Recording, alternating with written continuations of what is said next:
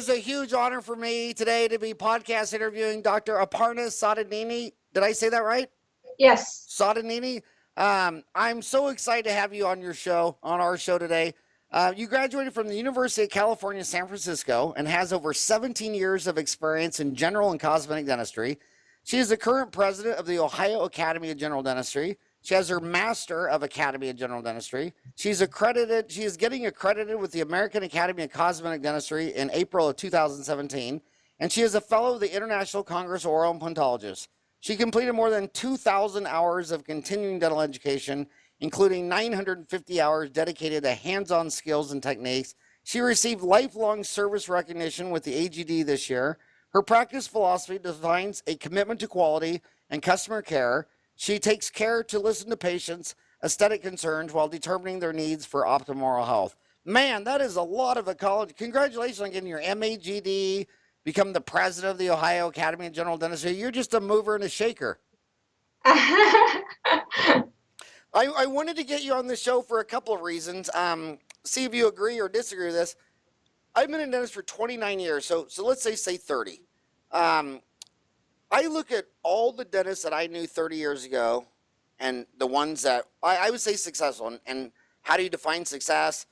That you are happy, you're healthy, you do the type of dentistry you want, you make the income you think you deserve or need. You're just very fulfilled. And I try to say, what do they all have in common? Because some advertised, some didn't advertise. Some had big volume practices, some had smaller, more value-added practices. They all did everything differently, but the one thing they all had in common is they took about 100 hours of continuing education every year, year after year. There was this group that walked out of dental school and thought, okay, I learned it, and then they just go open up an office and start doing it. And then there's this other group of dentists say, well, getting out of dental school is just the beginning of your journey, and you're going to be a student till the day you die. And so a lot of people are out there. There's 211,000 dentists in America that have a license to practice dentistry. Only about 30,000 are in the AGD. Right now, you're talking to thousands of dentists. They're commuting to work. I want you to tell them, why did you join the AGD? Why did you go on to get your fellowship in the AGD and your mastership in the AGD? What does the AGD mean to you? What did it do for you? Talk about that. So when I graduated, I was a dentist back home in India, and I moved here to United States in 2000. And when I came in here, there are only few dental schools that accept foreign trained dentists. You have to go through school again to get the license again. So I did a 2-year program at University of Minnesota, University of California, San Francisco. And once I graduated, I have no clue what's going on, because it's entirely different when we come out of the dental school and you have to go and do the private practice. And I tried really hard to get into a private practice as an associate, and I couldn't find an associateship. So I ended up working for a corporate practice, and that's where I learned a lot of skills by basically learning by myself and trying to figure out things. At that point, I had a lot of time in my belt, so I wanted to basically learn more and be on my own. In order to do that, I have to be different. So in order to be different, what should I do? I need to go get more education and be good at what I do. So that's when I started looking at doing all these continuing education courses. And then I bumped into a fellowship where you have to do 500 hours of continuing education. So then that's when I forced myself to do the hours, and in the process of doing the fellowship, I learned a lot, and I met numerous friends. I made a lot of friends, and I met a lot of colleagues that actually were practicing dentistry for more than 15-20 years, and I learned from their experiences. And every time we go for a meeting, every time I go for a CE course, I make more friends, and I kind of learn from them more. And then once I passed my fellowship, I wanted to do the mastership because I wanted to get more hands-on training. In the hands-on training also, you have to do 900 credit hours, and they're all like, you have to be in each and specific area. Academy of General Dentistry specifies you what type of CE courses you have to take in each and individual category, like implants and cosmetic dentistry, and also you have to do some ortho credits. And so you have to have the experience in each and every category of dentistry So in achieving mastership, I attended all those courses and I learned a lot just by attending all those courses. And a lot of my colleagues that is practicing around me are kind of very experienced. They have huge practices in Dublin, and I had to compete with them. In order to be competing with them, I have to be different, and I want to be different by learning more and offering more services in my practice. And ultimately, I want to be the dentist that they can kind of trust.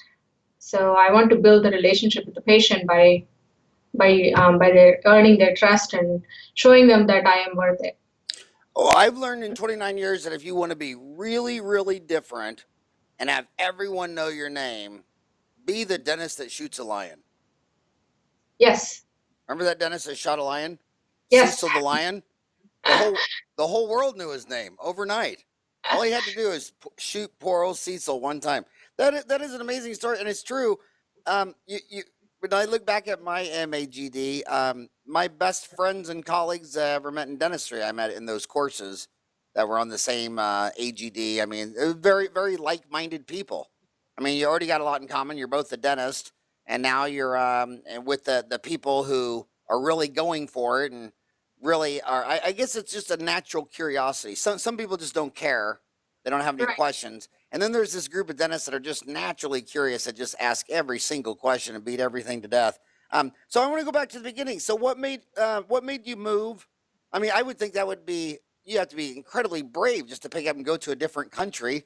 What made you move from the Eastern Hemisphere to the Western Hemisphere? That was a brave, big move. Did you come with your whole family or?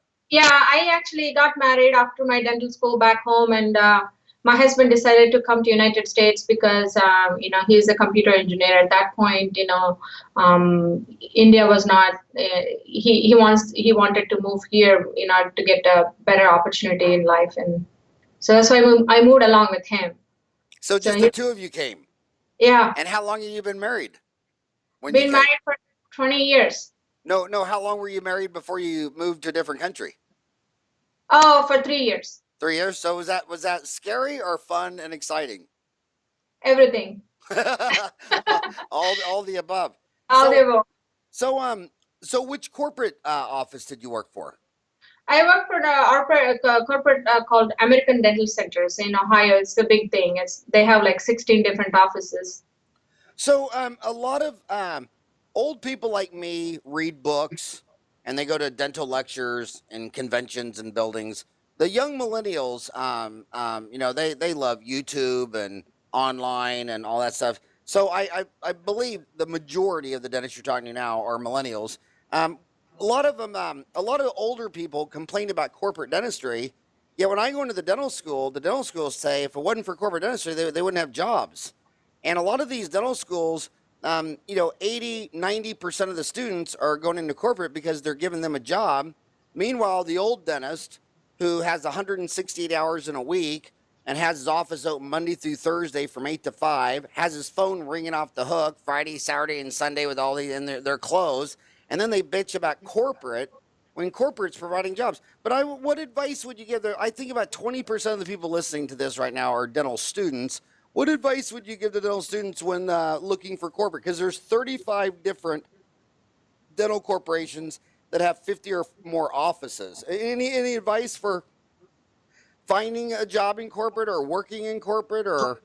I think it's a very good idea to actually work in a corporate dentistry because by working for corporate dentistry, I learned a lot of things. It kind of improved my speed, and I got a job to pay my bills. And the third thing I learned is, the management aspect, how they manage so many volume patients and how do they manage so many team members they have and different personalities and how do they do it. And so I learned a lot of practice management. I learned a lot of clinical knowledge and what not to do and what to do. So that really gave me a different perspective about dentistry itself. So that's how I actually improved my skills, and also I think that made me a better dentist. Yeah, and in dental school, and they're, by the time they graduate, they might have only done 50 fillings and 15 canals of endo and 5 units of removable. You can do that every month in corporate, can't you? Yes, yes, and that's what I'm saying. The more you do, the better you get at it, especially root canals and extractions and even crown and bridge work.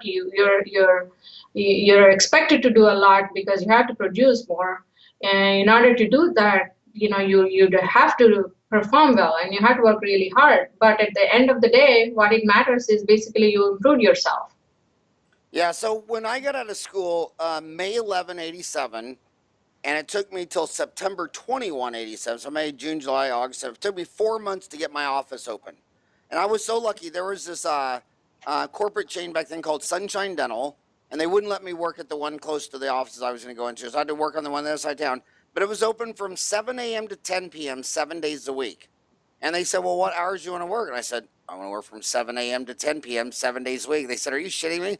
I said, yeah, because I was literally doing the 50 fillings I did in 4 years dental school. I was doing that every week there. And Yes. I just thought, my God, I mean, I get to try it again. I get to do it again. I get to do it again. And then what I loved about it also, if you pulled out a tooth and you only got the top half off, there was 3 other dentists in there that could help you get the bottom half out. And, I learned so much. And one of my best friends for life, Nick Gidwani, I met there. And he was the guy who'd always pull out the roots. I'd always pull out the crowns, and then he'd pull the roots out. And but after watching him, I mean, I learned more from that. So when you started your practice, you decided you were going to take PPOs. Talk about that decision and why did you do that, and does it work for you?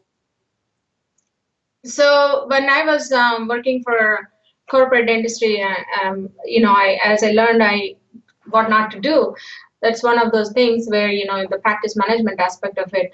I wanted to be different. At the same time, in Dublin, there are so many dentists around me that are practicing more than 11 years, 20 years, and I need to be basically I need to do something different from what they're doing.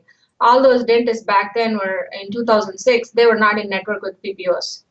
So, and people in Dublin they're all well educated, blue collar, they have jobs and they have insurance. And most of these practices that are not in network are basically overcharging them. Some patients that they come in here and they have no clue that the other dentist was not in their network and they're paying too much.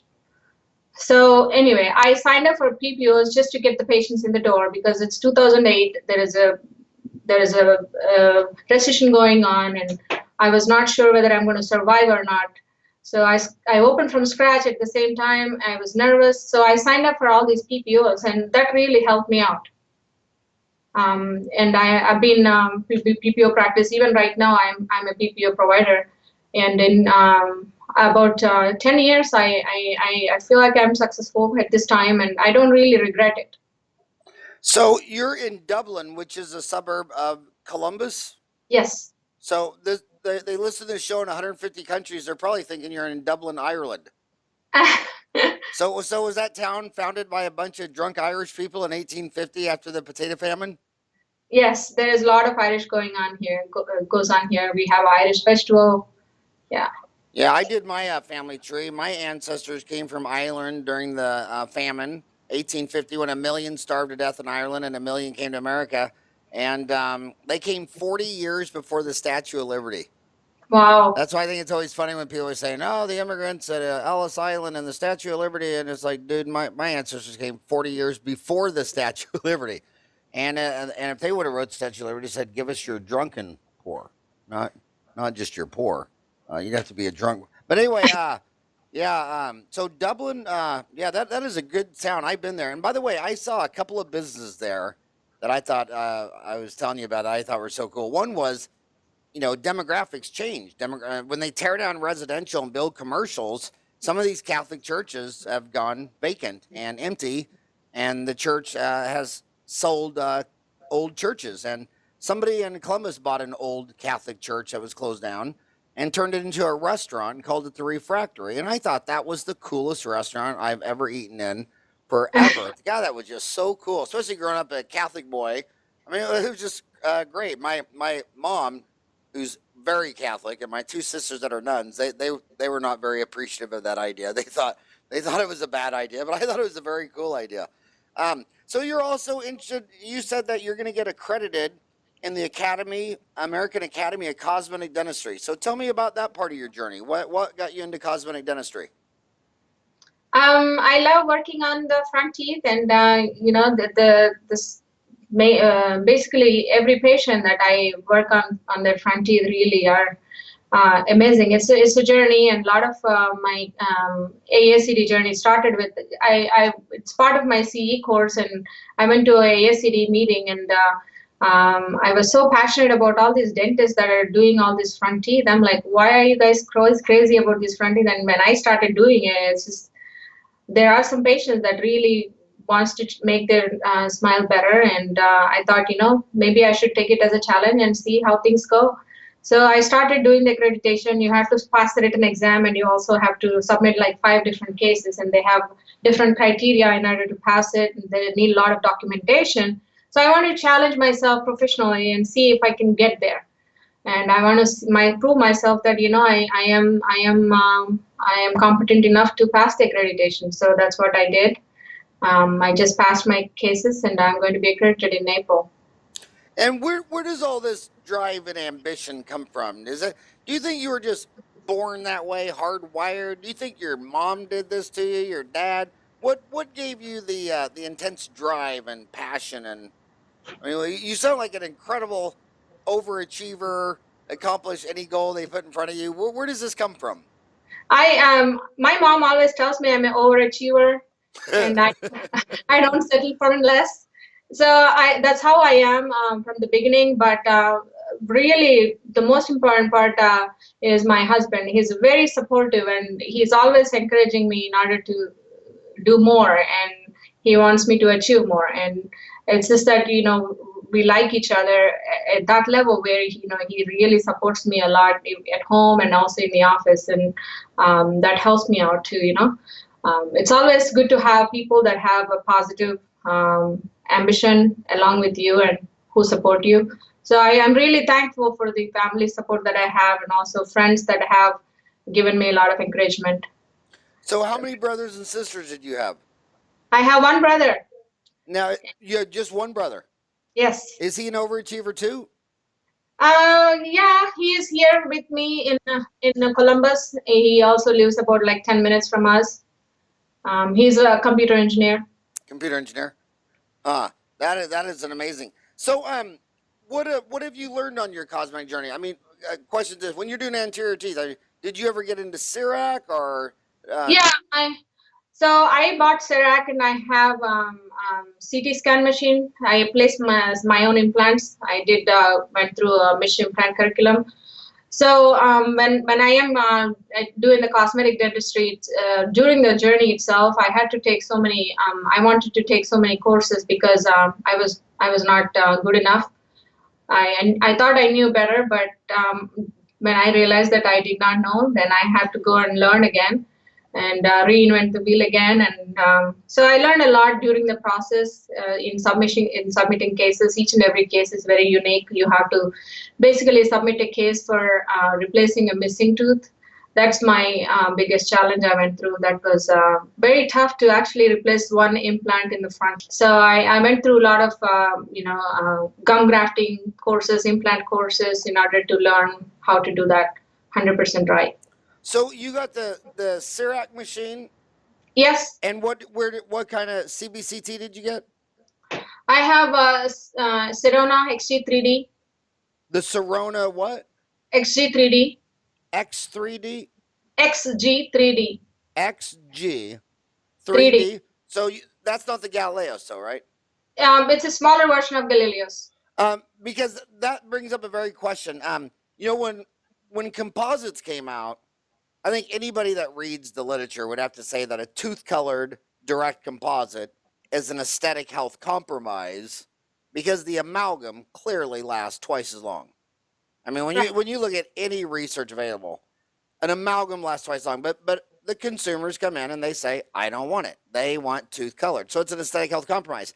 I carry that to the anterior missing tooth because if someone came in and they look like me, some short, fat, bald grandpa. We don't care what it looks like. I mean, you put an implant, you put a crown, if there's a little black line, no one cares. No one even sees my teeth when I talk anyway. But if a beautiful woman like you walked into my office and beautiful and teeth and all that stuff, I think I would do the aesthetic health compromise because I just think a 3-unit bridge is more predictable, more aesthetic, more beautiful. Because when I do a single unit implant crown, who's my prosthetist buddy I introduced you to after the play at the Gamage Theater? Michael. Oh my God. Anyway, there's a prosthetist downtown Phoenix that has to bail me out about once a decade. What's his name? Michael.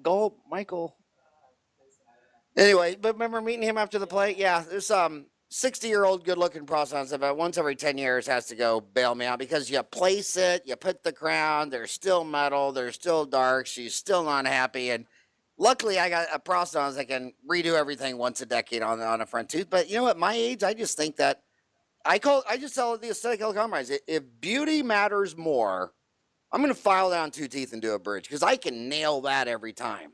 But God, placing a titanium implant and a crown and gum grafting, my God, that case can go south so fast. So what's your thoughts? If someone as good looking as you came into your own office and was missing number 8, would you do a bridge or an implant and a crown? An implant. Oh my God, because you're an overachiever. That's why I'm an underachiever. Like that. It's a long-term prognosis. You know, when you're talking about bridge, you have to reduce so much of your tooth, the patient's tooth structure, and she is a young woman, and you don't want to break those teeth in 10 years. So it's a long-term prognosis. Implant is the best way to do it. And if you are not able to do it, you can send her to a prosthodontist, and the prosthodontist will take care of her. So just don't cut the bridge. But you admit that's the hardest implant case you'll ever do. And Yes. another problem, you should talk more about this because sometimes young dentists, they get in there and they say, well, it's my first one. I don't want to do one in the back and risk hitting the inferior of a nerve, and I don't want to get near the sinus. I'm going to do an easy one, and this one's right up front. I'm going to do this easy one right up front. And it's like, dude, that's the hardest implant in town if it's a Yes. girl. Yes. Yeah. That's absolutely the NFL level of football. You just don't go there until you played high school football for 4 years, Yes. college football for 4 years. So are you glad that you bought the CERAC machine and the Sirona CBCT, the XG3D? Yes, yes, and that's the way to go actually right now. A lot of dentists feel like that's just like a lot of money. I don't want to spend money and all that stuff, but I would prefer them to think like as an investment for the future because that's the where the technology is going. That's where we have to go, and you should not do any more temporaries. And when the technology is available, why not give it to the patient because our patients love it and they don't mind waiting for a couple of hours to actually just get the final crown on the same day. They don't, they come in and they come in for a 3-hour appointment and they watch TV while we're milling the crown and they love it. They love it that they don't need to come back. And do you do this on the PPO fee schedule or do you charge them more for same day or how does that work? We do it on the PPO schedule and PPO fee schedule.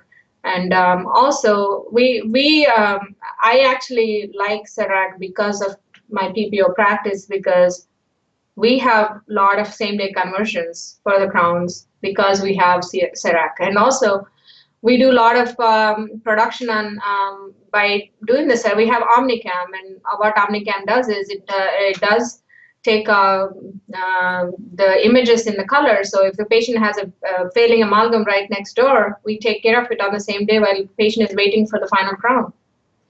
So that kind of increases productivity for us. Well, I'll tell you what, since you're an overachiever, I'm going to give you an assignment. Most people think that a $150,000 CERAC machine would be for a rich cosmetic practice in New York City or Hawaii or Beverly Hills or something. You should write an article on how CERAC is good for a PPO practice because nobody sees that coming. I mean, the minute you say laser, CERAC, it's something expensive. They're thinking, oh, you're in Beverly Hills, you're in Key Biscayne, you're in Manhattan, but I'm out here in Kansas where it's the working class. And if you're making CERAC work in a PPO practice, I mean, I don't hear when I go to CERAC lectures, they don't have lectures from PPO practice. They have lectures from big cosmetic practices in big cities. You know. But yeah, but Serac in my practice really works better for me because I'm only paying like $50 or something for my Serac block, my Emax block. You're paying how much? About $50, $45 to $50 for a Serac block. That's it. $50 for a block. Yeah, that's it. And what's your favorite block? Emax. Yeah, and you know what? And that's going to change. You know why? Because all these speakers who speak for Sirona, now Sirona married Dentsply.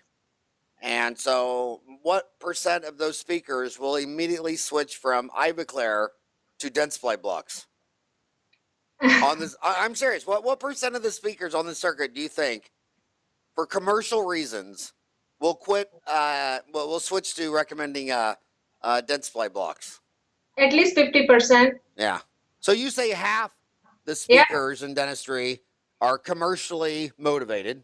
Yes. And the other half would say, no, I like this Emax. It's better looking. I mean, yeah, I agree. In fact, I'd love to do a list of all the dentists who recommended the Emax blocks, and then 1 year after the merger, which we're set up now, recommend a block that has been out and never mentioned or never talked about for a decade until there's a merger. But yeah, so my homies, keep an eye out on that. Always remember, whenever you see a guy get out of a NASDAQ car, you always see all the labels of all the companies that are supporting him. But with the dental speakers, they don't wear those badges and labels of all the companies that they're driving for. But I thought that would be interesting. So we both went to the Mission Institute. We both got our MAGD. We both got our mission. We're like identical twins raised apart at birth. Tell me, a lot of people, a lot of kids coming out of school, I want you to talk about this. A lot of kids coming out of school look at your portfolio and they're confused because it seems like you either love blood and guts and you pull teeth and you do root canals and you place implants and you do bone grafts, or, I call those the blood and gut barbarian dentist. They just love blood and guts. They're barbarians. And then there's the keep the tooth clean, bleaching, bonding, veneers, Invisalign, short-term ortho, sleep apnea, but you don't usually see a beautiful girl who likes all the clean, pretty stuff and the blood and guts. I mean, it's almost like you're a dental bipolar. You like both sides of the coin. I like everything. I get too bored to do root canals all day long. I get too bored to do cosmetic composite bonding all day long. I get too bored to do extractions all day long. So every patient that come, we see about 50 patients in our practice on average. We have 3 full-time hygienists and 2 expanded function dental auxiliaries, and also we have 2 dental assistants in our practice. And every patient is different. That's what I like. I don't like doing hygiene checks all day long. I don't like doing CERAC all day long. I want every patient to be different. So that's how I love it every day. I love coming to work every day, and at the end of the day also I'm very energetic because I'm doing what I love to do. So, it scares me when I see these 25-year-old kids come out of school. They're $350,000 in student loans. And then she just tells me, she goes, look, I don't like blood. I don't like blood guts. I don't want to do molar endo, and I don't want to pull teeth. And I'm sitting there thinking, okay, the average dentist makes $175. The average endodontist makes $350, and the average oral surgeon makes $415. And you have to sell veneers and bleaching and blonding, but you don't have to sell, man, my tooth hurts. Can you get me out of pain? They're begging you to squeeze them in today to either pull the tooth or do a root canal. And then that little girl's already made up her mind at 25. She doesn't want any part of that. How can you coach someone? Because when I'm in these dental schools, by the time they get out of dental school, they've only done 15 canals of endo, and half the class, half the class, and these are dental schools. I've lectured at dental schools in India, Kathmandu, all the states in America, and half the class says, look, I hate endo. But if she had $350,000 in debt, and someone's standing there with a PPO that's going to give you $600 to $800 for a molar endo, How would you get her over that mental block? And then when you say, well, do you want to learn to place implants? She goes, look, I hate molar endo. I won't even pull a wisdom tooth. How the hell no, I'm not going to place an implant. And it's just a mental block. How would you try to coach a 25-year-old dentist who's listening to you right now as she's commuting to work at Aspen? She's on an hour commute across the freeways of LA going to Aspen, and she has a mental block. She doesn't want to be a barbarian. Well, beggars cannot be choosers. You have I love it. I love it. So you have when you have to pay your bills, you have to suck it up and learn and get out of your comfort zone and do it. And again, as I said before, when you are working as for a corporate dentistry, you get to do more and you learn more, and that's how the way you have to start. Because if you start working for a private practice, you may not be able to do so many extractions in a day. You may not be able to do so many root canals in a month. So you have to kind of weigh your ups and downs and play it safe. That's the second article I want you to write. Beggars can't be choosy. That is if you don't write that article for Dental Town Magazine, I'm going to steal that and write it and sign my name, because that's perfect advice. Beggars can't be choosy. And what's easier to sell? A big veneer case to some pretty woman, or a root canal to someone standing there in pain? Root canal. Yeah. Root canal all the way. And you go to a lot of these lectures where they'll sit there for 8 hours and they'll show you like 20 before and after veneer cases.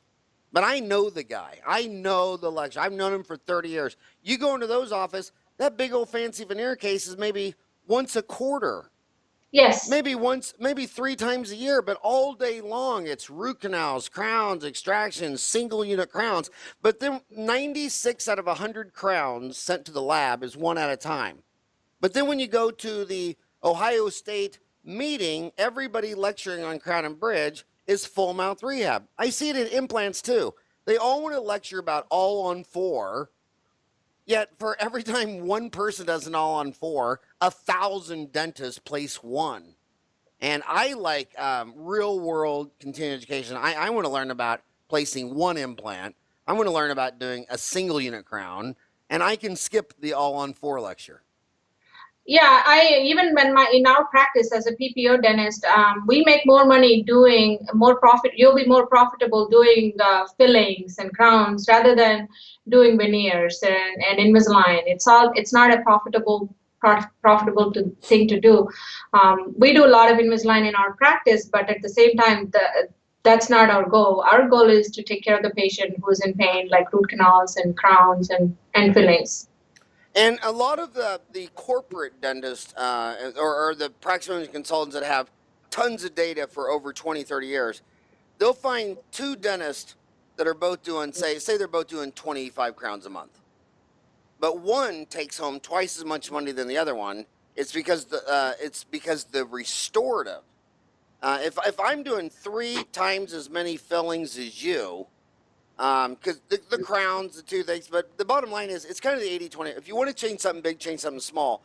And what you're doing small all day long is cleanings, exams, x-rays, fillings. And if you get that right, the right speed, the right cost, the right profitability, that's 80% of the beast. Yes. And that once in a while, Invisalign or tooth whitening or a veneer case or a big amp, that's just noise. I'd rather get it right 80% of the time, with the right cost, the right labor, the right fees for cleanings, exams, x-rays, fillings, and single unit crowns. Nail that, and yes, you already made a home run. Yeah, same thing when we go to the lectures. As you said, 20%. People always get caught up with just 20%, and then they forget about the 80%. That's when we get in trouble. We always have to concentrate on the other 80% rather than the 20%. So tell me, why did you become the president of the Ohio Academy of General Dentistry? As if you didn't have enough on your plate, learning how to do implants, veneers, AACD accreditation. The hell did you have time to do the president of the Ohio Academy of General Dentistry? Ohio Academy of General Dentistry, I did achieve a lot because of the Academy AGD. So I want to give back to the Academy by servicing. So I volunteered for almost like 10 years now for as a membership chair. I started with a smaller project where you basically recruit people. That's your job, which is a membership chair. And then you kind of climb up the ladder, and then I ended up as a president now. So it's basically for me to give back to the academy because I achieved a lot of things because of the academy. That is so special, and there's nothing that burns my bridges more than basically 3 out of 4 dentists are members of the ADA. I'm a member of the AGD, and you always hear these people complaining about the ADA or the AGD, and I'm always like, dude, do you not realize those are all volunteers? Do you not realize that when you left work, drove home, had a beer, and watched the ball game, they were down there in some committee? It's all these volunteers, and you're not even a due paying member, but you got time to get on Facebook and bitch about the ADA. Why don't you get off your ass and you go to those meetings with all those volunteers and trying to get 10 dentists in a meeting to agree on anything is like herding cats. If you want 10 people to agree on something, go get 10 people that are illiterate and can't read or write and didn't finish high school. That's easy leadership. But by the time they're a dentist, a physician, or a lawyer, you can't hurt them for anything. I mean, how many times have you wanted to pull all your hair out in an AGD meeting? You're not even going to say, are you? You're not going to say. I mean, remember the ADA? They were going to have a commercial on gum disease for TV. After 5 years, they couldn't agree on the 60-second commercial. Finally, the executive director just said, they just pulled the plug. They go, look, it's a 60-second commercial. They couldn't agree on what to say in 60 minutes after 5 years of meetings. And then look at the periodontists. They just had a vote, a 50-50 vote, because they wanted to change their name from the American Academy of Periodontology to the American Academy of Periodontology and Implants. And that was literally, that war almost went nuclear. So congratulations on doing that. So I want to ask a question I probably shouldn't ask. It might be rude, but when I got out of dental school, it was considered a male profession. I mean, it really was. Almost all the dentists were men. And the senior class only had 1 woman in it. Now I go into dental school, and it's half women. How do you think that, does that change dentistry? Is that even rude for me to ask? Is the profession of dentistry going to be different when it used to be all like your husband and brother, and now half of them are going to be like you? Lot of women are considering dentistry as a profession because of the flexible time schedule. I chose dentistry because of the flexibility in my life. I can control my own hours. I don't need to attend emergency calls, and I'm still a doctor. The other part of the profession is basically you have small hands. Like a lot of my patients that come to my practice, they went to a male dentist for about 15 years, and they come to my practice and they say, "Oh, you have such a small hands." My dentist is a male dentist. He used to have like very big fingers, big fat fingers. I used to gag a lot, blah, blah, blah. But they love seeing women as a dentist in the long term. Okay, so put your hand up to the screen. Put your hand up to the screen. I want to see. I want to see how's the bigger hand. Well, the automatic engine-driven high slow speed for endodontics. Do you know who invented that? John McSpadden in Chattanooga, Tennessee, because he was 6'6". He's one of my buddies. I mean, he's just bigger than a tree. He looks like he should be in the NFL or the NBA. And he said, I wanted to do root canals, but I couldn't get my hands back there. So necessity, the mother of invention, John McSpadden 40 years ago was trying to hook that file up into a slow speed simply because he could stick a slow speed back there, but there was no way he was going to get his hand back there. And they do it with pilots. Pilots, if you apply it to the Air Force and you're 6'6", they're not going to let you be an Air Force pilot. They'd take the 5'7" boy any day over the 6'7" boy. So maybe that should be a dental school requirement. Your hand should have to be smaller than iPhone 6. What do you think? Do you think that'd be a good requirement? Yeah, that would be. So what about the consumer? Do you think people in Ohio Do you think they care one iota if you're a boy or a girl, or do you think it is a competitive advantage or disadvantage? It's a competitive advantage for the female in my experience from owning a practice for 10 years. In I see a lot of females making the decisions. As a lot of marketing gurus advertise about, female is the decision maker in the households, and at the same time, and female is basically choosing a dentist. Also, she prefers to choose a woman or a female dentist rather than a male dentist. So, I feel like it's more of a family oriented practice. And if you have a practice that want to be successful, and definitely female, it's going to be very good. I learned that when I was a little kid. I noticed, my mom was a big, huge Catholic church fanatic, and every time anybody had a problem, they never went to the Monsignor, they never went to the priest, they always went over to the convent and talked to Mother Superior. And then I saw the male gynecologist pretty much all replaced by females. And now we've seen that in pediatric dentistry. I mean, pediatric dentistry has gone just like gynecology. It's all women. They only graduate about 324 pediatric dentists a year. And I haven't seen a male graduate in years. And I know for a fact that at birth, we are more hardwired to ask questions to mom than dad. And if I go in there and say, you need a root canal and a crown, they'll just go, and they may do it or not. But I think when they go to a woman dentist, they're much more ease to say, well, what about this? What about, you're just easier to talk to. Please talk to, yeah. And I've also seen a lot of males get that and switch the treatment plan presenter to a female and double their revenue. I agree with you. Yeah. I mean, I went to mass 1,000 million times and I never saw anyone raise their hand and ask a question in church. And I don't care if it's a priest or a rabbi or a dentist or a physician or a lawyer. I think being a woman is a huge competitive advantage. And I'm blown away by some of my women colleague friends I know that when I read their ads, I don't even know that they're a woman. Because I'm like, if you're born in Kansas, Julie is a girl.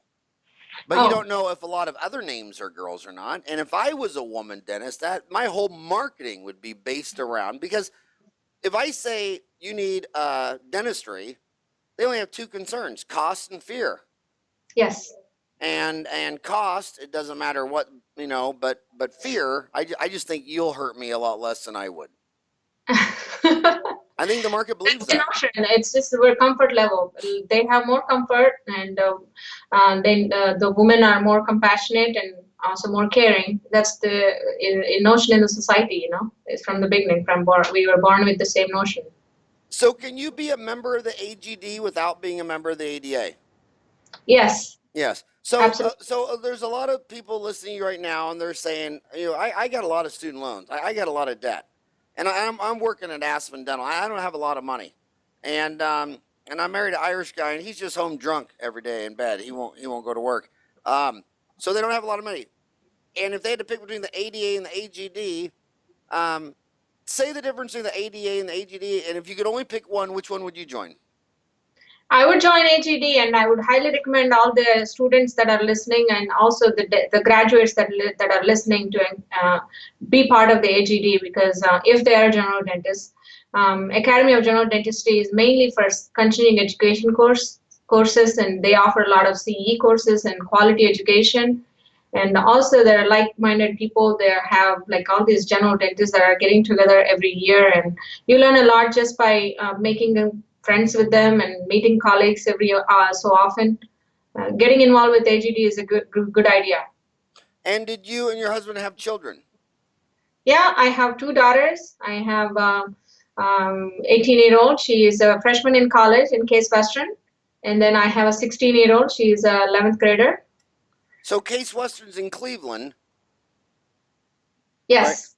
Right? And what's amazing is, when I was little, if you got really, really sick and you had a lot of money, you go to Mayo Clinic. And there's now, in my personal experience, a lot of rich owners of corporate dentistry chains and dental manufacturing else. When they have all the money in the world and they get really, really sick, they think the Cleveland Clinic is the best. Yes. I mean, if they get some weird cancer, weird heart, even Bill Clinton, seems like if you have a lot of money and you're really sick, the Cleveland Clinic is where people are going. It's lot of very good clinicians there. They have a lot of good clinicians that actually knows what they're doing.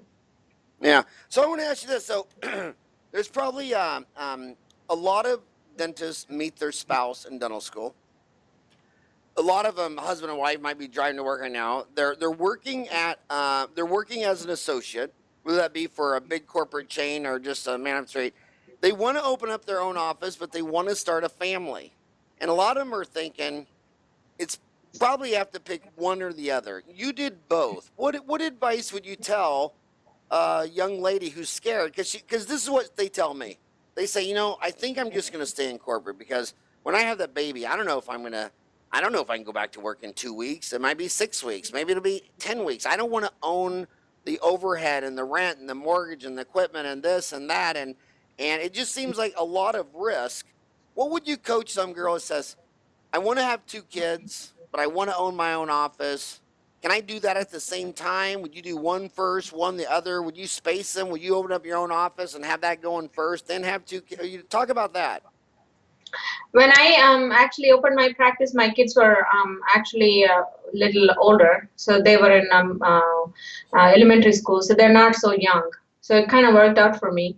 Yes, I have some friends that did the same thing. They opened the practice and they kind of struggled through the maternity leave and everything, but they went through it. And we all, as females, have to go through the process. And just because of the office, the family life should not be affected, and the family life should not be practice should not be affected because of the family. So you had to kind of balance both. See, I have different advice. I always tell them if they have kids, just give them up for adoption and focus on the practice. And no one takes my advice. No, don't do that. Until the kids go to college, then they realize that would have been a better idea. So you had 2 kids, and you said one's at Case Western in Cleveland? Yes. Studying what? She's a freshman right now, but she's going to go to dental school. She got accepted in a 7-year dental program that they have. Really? They have a 7-year dental program? So basically, you have Western? you have to do a 3-year, 2 or 3 year undergrad, and then 4 years of dental school. So basically, you have a guaranteed seat in dental school now. My daughter has a guaranteed seat in dental school. Wow. I went to Creighton and got in after 3 years, so I did mine in 7. And that's why I went to Creighton, because it had a dental school.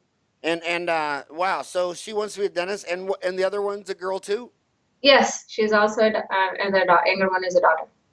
Yeah, what's she want to be? She wants to be a doctor. Man, you've been a big influence on your kids. Yeah. Oh, that is amazing. So now, if she became a dentist, would you let her come back and practice with you? At least that's my idea. So we'll see what she wants to do at the end of the college, and after I pay all her student loans, and see what she says. after she pays off her student loans?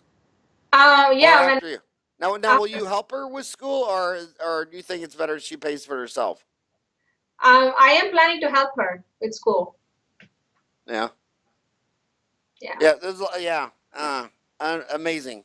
Kids, they're the hardest job you'll ever have, aren't they? Yeah. I'm so glad I had my 4 boys, but my God, that's commitment when you have 4 boys. So back to cosmetic dentistry. I would say that when back to the bread and butter, the 80-20 rule, fillings, cleanings, crowns, x-rays. The number one problem dentists talk about with composites is post-operative sensitivity and a light contact. They do all that work and the patient comes back and says it's sensitive, or they finish the whole thing and they go to floss the contact and it's open. What advice would you give them on sensitivity, or how to avoid it? Or what do you think they're doing wrong?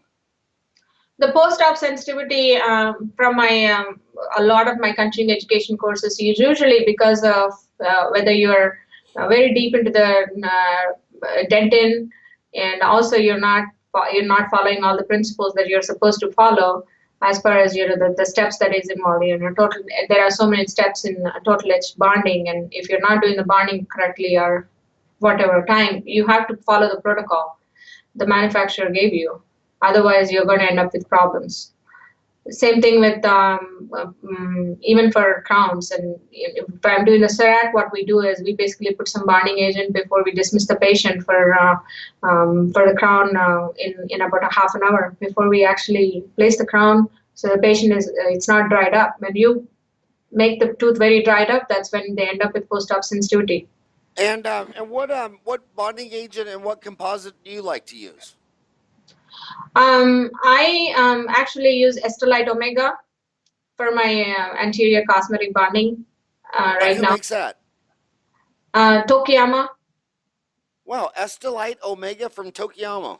Yes. Wow. And what composite do you like? That's your bonding agent? No, that's not my bonding agent. That's my composite. That's your posterior composite, or just Everything, posterior and anterior. And what bonding agent? Just what they provide? Yes. Yeah, that's another thing that I always see as a red flag. It seems like a lot of times. If you mix and match stuff, then that's I know. And I think it comes from arrogance, because the doctor is arrogant and he knows better than the PhDs in organic chemistry. And they say, no, I like to use the Ivoclar composite and the 3M bonding agent and this and that. And it's like, oh, so you have a PhD in organic chemistry and you worked with 75 other people for 5 years to make this, and you know more than that? I mean, I just think the humble dentists are the ones that say, I'm pretty sure if Ivoclar or 3M or any of these big companies, if they put 50 to 75 PhDs in white coats for 5 years on this system, why would little old Howie from Kansas tell them how they did it wrong and start mixing, matching composites and bonding agents? I mean, I just think it's supreme arrogance. Yeah. You agree? You have to use the same. Yes, I agree. You definitely have to use the same manufacturer's bonding. You cannot mix and match. That's when patient will have issues with post-operative bonding, post-operative sensitivity. The other thing that I would like to tell you regarding the light contacts, I used to have the problem before, but now I am using the Paladin system. About 4 years now. It's really working very well for me. I love that. So that's from New Zealand, right? Yeah. So it was invented by a kangaroo eating a kiwi. Yeah, I love that system. That is amazing. And then I think Dentsply, I think he sold it to Dentsply. Yeah, right now, yeah, you get it from Dentsply. Yeah. That's an amazing guy. I wonder what he'll do next, because I know that guy, and he won't get bored or slow down. And what about I want to ask you a CERAC question. Number 8, a beautiful girl. Would you really want to mill that out yourself, or is that one where you take an impression and let a lab tech do that? That one, yes, I actually send it to the lab because I would like to get a perfect match, and I don't think I can do it with CERAC. Yeah. All those nuances and when CERAC doctors start talking about, oh, I use CERAC for veneers and anterior crowns, and then you go to the Invisalign lecture and he's like, oh yeah, I use Invisalign for class 3s, and like, come on, dude. I mean, come on. I mean, it's the 80-20 rule. I mean, you're really stretching it when you start saying you're doing number 8 on pretty girls and you're doing veneers, and how could that be faster and better looking than a lab man doing that? Yes. Yeah. Common sense ain't so common anymore. So I want to ask you. I hate to ask women dentists questions about being a woman, because I don't want you to think that's sexist. But what about woman leadership? A lot of women dentists have sent me emails to howard@dentaltown.com and say they have a hard time with leadership, with running women, because the employees are mostly women. What percent of your employees are women? Everybody. Yeah. And some women that start their own office say that they take orders better from their dad than their mom, that they bought the practice from a male dentist, and he'd say, hey, go do this, this, and this. They'd all go do it. Then she comes in and says, go do this, this, and this. They're like, why? What? What's going on? So do you think that's their excuse and that lives between their heads? Or do you think an all women staff office responds differently to a female boss other than a male monkey? I don't think so. I think it all depends on how you manage, and it's all depend on how your leadership style is. And employees basically have to feel that this is your office is their home, and they need to be assigned tasks, and they will do a better job, and they will listen to you as long as you have a better management skills, and how you tell them and how you made them feel. It's very, very important. And I don't think they respond different to a male doctor or a female doctor. It all depends on how you're doing it. It's instead of what you're doing. Okay, I want you to comment on this because I agree with you 100%. Some of the older males that I hang out with, when we're listening to women 20 years younger than us complaining about HR, a lot of times when she leaves, the males are saying, well, after work, she goes to happy hour with them and then gets drunk with them. Or they go to each other's house, or they have slumber parties or whatever the hell. And then on Monday morning, she's supposed to be the boss. And we always wonder, because we're not a girl and we're not millennials, but is there a line between how much, where do you draw a line between you're my friend and you're my employee? Because if she's your best friend, you could never fire her, and if she asks for a raise, you'd have to. Where do you draw the line with measurable behaviors? I mean, do you hang out at their house? Do you go to happy hour with them? Where do you draw the line between I'm your boss, not your friend, or can you be their best friend and their boss? Yes, it all depends on respect, and you have to gain respect. You cannot just, beg the respect. What you do is you basically attain the respect by delegating things and being a good leader. And yes, I do hang out with my employees, and at the same time, they don't cross the line, and I don't cross the line.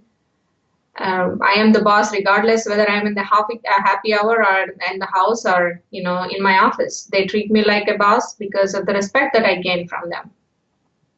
And do you have any examples of where those lines are crossed that you've seen with younger dentists, where you can say you observed that and maybe you shouldn't have done that, or do you think it's more an attitude, not necessarily a baby shower, I'm your godparent, or going to happy hour? It's not that. It's just the attitude you have while you're doing that.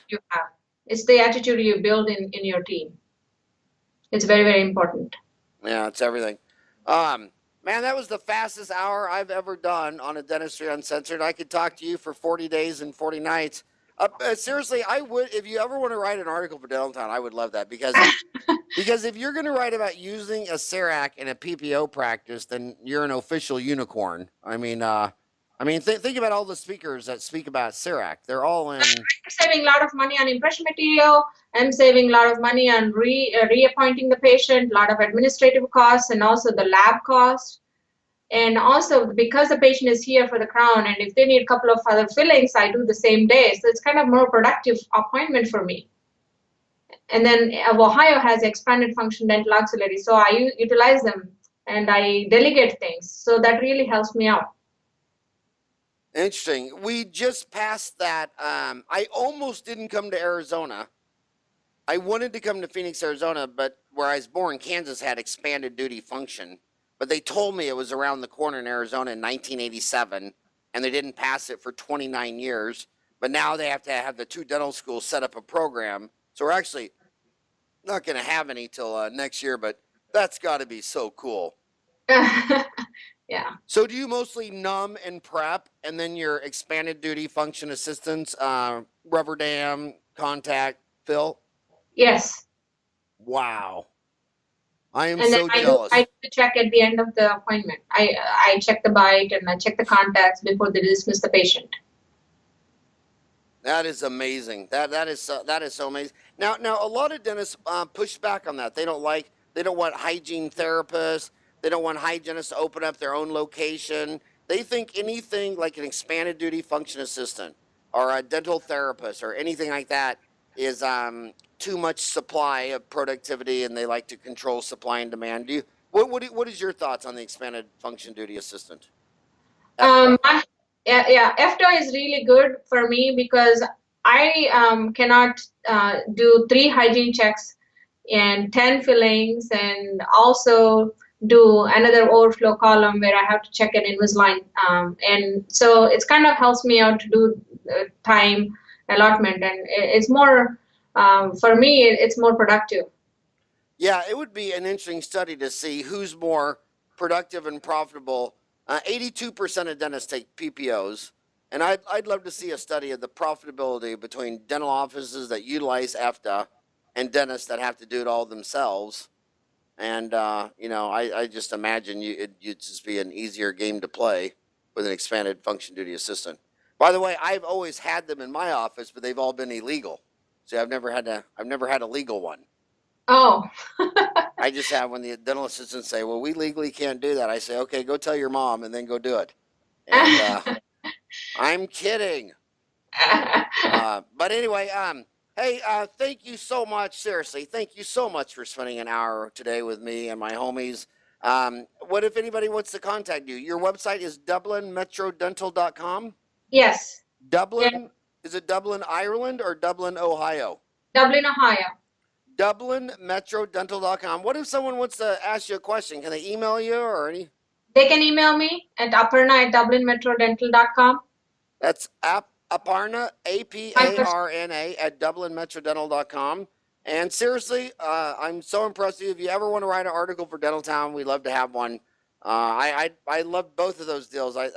Serac in a PPO practice, and the other one, which beggars can't be choosy.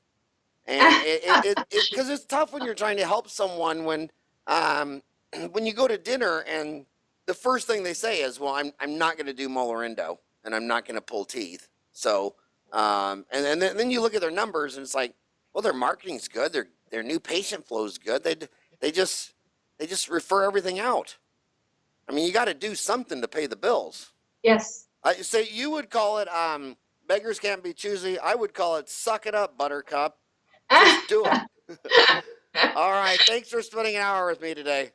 Thank you. It was a pleasure.